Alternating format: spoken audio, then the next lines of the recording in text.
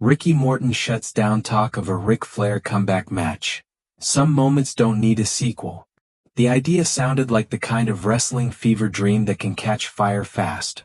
Ric Flair, despite repeatedly calling his 2022 bout his last, being approached about coming out of retirement for a match against Rock and Roll Express legend Ricky Morton. But Morton says it's not happening. In a social media post highlighted by Wrestling Observer, Morton said he's going to pass on a potential Flair match, framing it less as a business decision and more as respect for what has already been written into wrestling history. Why Morton isn't interested? Morton's stance is rooted in legacy.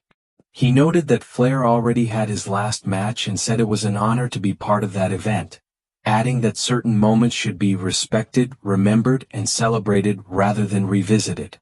The response came after Flair recently said he had been approached about wrestling Morton, though Flair indicated the two sides were far apart financially.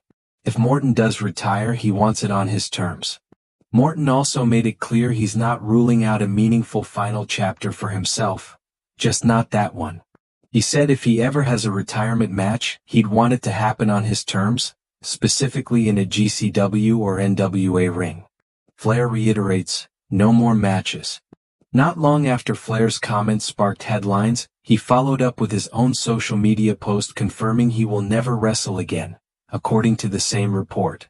The history between them.